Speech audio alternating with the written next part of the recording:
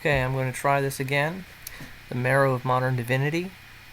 We have 4 characters. Evangelista, a minister of the gospel. That's the evangelist. He is the central focus. He's the one with the gospel. Notice, a minister of the gospel. Okay? Nomista, that's Greek for law. He is a legalist. That means he has a bastardization of the gospel that is legalism. It doesn't mean he doesn't have the gospel at all. Well, in a way, he doesn't have the gospel at all, but what he's done is he's taken the true gospel and he's mutated it into legalism. And so many of us do throughout history. Antinomista, that's anti-law, that's lawlessness, sin boldly group. An antinomian, he has taken the gospel and he has removed all the legalist stuff, and that's what's left. Lawlessness. Neophytus, a young Christian. That's supposed to be us. We're approaching Evangelista with what is the gospel? And meanwhile, Nomista is on one side, Antinomista is on the other side, and they are saying, here's what the gospel is, and the Evangelista says, wrong. And then Antinomista says, good, very good, Evangelista. I knew he was wrong all along, but now here's what the gospel is. And Evangelista says to Antinomista, you're wrong too. And Neophytus goes, what gives? And Evangelista explains the gospel. And they all go, oh, which is what we're going to do. When we read this, we're going to go, oh. So here's the introduction. Nomista begins by saying, Sir. He's saying this to Evangelista. Sir, my neighbor Neophytus and I have recently had some discussions with our friend and acquaintance Antinomista. So there was a little trialogue going along before they decided, we can't resolve this, let's go to Evangelista and figure it out. About some points of religion. Okay, so they're having a discussion. The 3 of them are having a discussion. He differs from us both.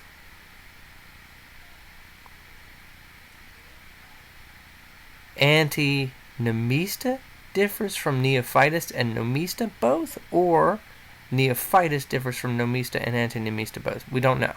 I'm assuming that Nomista is trying to take Neophytus under his arm and say, we are in agreement, and Antinomista differs from us both. But at last he said he would be content to be judged by our minister. So therefore we have been bold to come to you, all 3 of us, to ask you to hear us and judge our differences. Okay, yes, definitely Antinomista that he's talking about. Evangelista. You are all very welcome to me, and if you would please let me hear what your differences are, I will tell you what I think. There's your introduction. Now here's the differences about the law. So, I'm not going to read Nom. You've got the screen there. I might well as well read it in case you're listening and not watching the screen. So the truth is, sir, he and I differ in very many things, but more especially about the law. For I say the law should be a rule of life to a believer, and he says it should not. Now, what he's saying is true. The law should be a rule of life to a believer, and he says it should not. Now here's Neophytus. And surely, sir, the great difference between him and me is this. He would persuade me to believe in Christ, and bids me rejoice in the Lord, and live merrily, though I feel ever so many corruptions in my heart. Yes, though I am ever so sinful in my life, this I cannot do, nor do I think I ought to do it, but rather I ought to fear and sorrow and lament my sins. So, Neophytus is saying about Antinomista, he's like, just believe and live life to the fullest.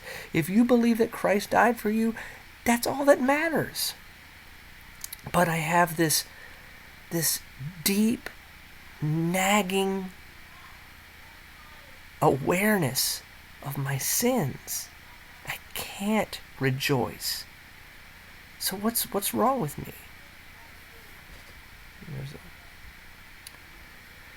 Antinomista. The truth is, sir, the great difference between my friend Nomista and me is about the law, and therefore that is the great matter we come to you about. Evangelista. I remember the Apostle Paul would have Titus avoid contentions and strivings about the law because they are unprofitable and vain. That's Titus 3:9. As I fear yours have been. Nomista.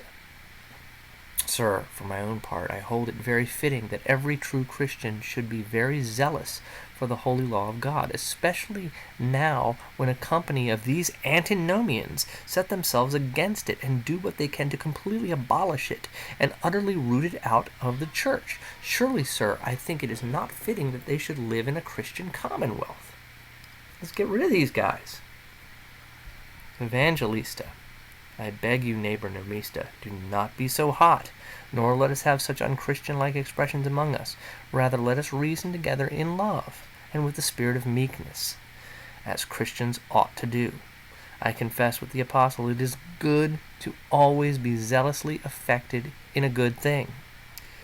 Yet, as the same apostle said of the Jews, so I fear I may say of some Christians, that they are zealous of the law. Indeed, some would be doctors of the law, and yet they neither understand what they say nor what they affirm. Nomista. Sir, I have no doubt that I know both what I say and what I affirm when I say and affirm that the holy law of God ought to be a rule of life to a believer, for I would dare to pawn my soul on the truth of it. But what law do you mean? Says Evangelista. Nomista. Why, sir, what law do you think I mean? Are there any more laws than one? Section 2, the threefold law. So here's the first issue. Evangelista. Indeed, in the scriptures, there is mention made of various laws, but they may be comprised under these three heads: the law of works, the law of faith, and the law of Christ. And therefore I ask you, tell me, when you say the law ought to be a rule of life to a believer, which of these three laws do you mean? Nomista. Sir, I do not know the difference between them, but this I know, that the law of the 10 Commandments, commonly called the moral law, ought to be a rule of life to a believer. Evangelista. But the law of the 10 Commandments, or the moral law, may be said to be either the matter of the law of works or the matter of the law of Christ, and therefore I ask you to tell me, in which of these senses do you conceive it ought to be a rule of life to a believer? Now notice he says it's either the 10 Commandments can be the law of works or the law of Christ. Notice he does not say it's the law of faith. So, which one? Now Nomista says, Sir, I must confess I do not know what you mean by this distinction, but this I know, that God requires every Christian to frame and lead his life according to the 10 Commandments. Where did I go? There we go. Frame and lead his life according to the 10 Commandments. If he does this, then he may expect the blessing of God upon both his own soul and body. And if he does not, then he can expect nothing but God's wrath and curse upon them both. So he's like, I don't know the distinction. I just know we need to obey the 10 Commandments, and God will bless him, his soul and his body. And if he does not obey the 10 Commandments, lead his life to them, then he can expect nothing but God's wrath and curse. That's legalism.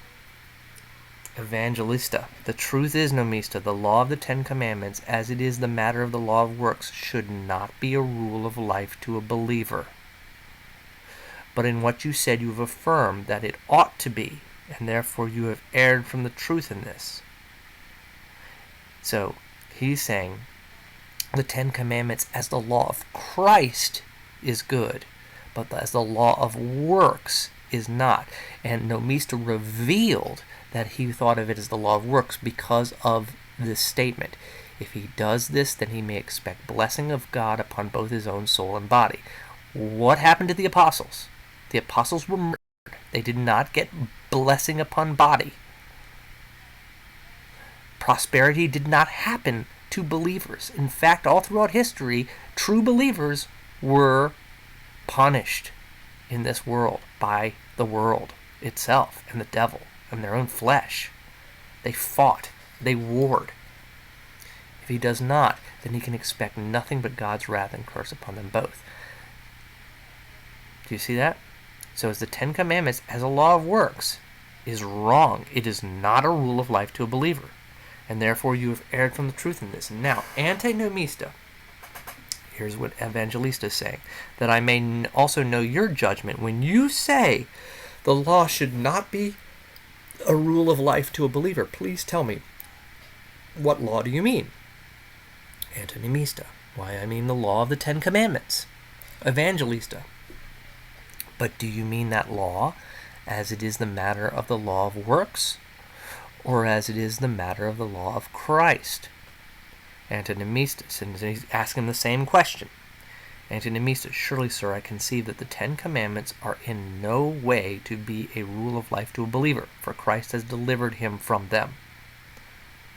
Evangelista. But the truth is, the law of the Ten Commandments, as it is the matter of the law of Christ, ought to be a rule of life to a believer. And therefore, having affirmed the contrary, you have also erred from the truth in this. So what Antinomian said, Antinomista, he said, because Christ has delivered us from the law, we don't need to obey the law, because Christ delivered us from it. But Evangelista finds in this the clue that he is thinking that the law of Christ I've lost my train of thought. And therefore, having affirmed the contrary, you've also erred from the truth in this. As it is the matter of the law of Christ, ought to be a rule of life to a believer. Okay, I'm going to stop there. He has said that they're both wrong. This is great.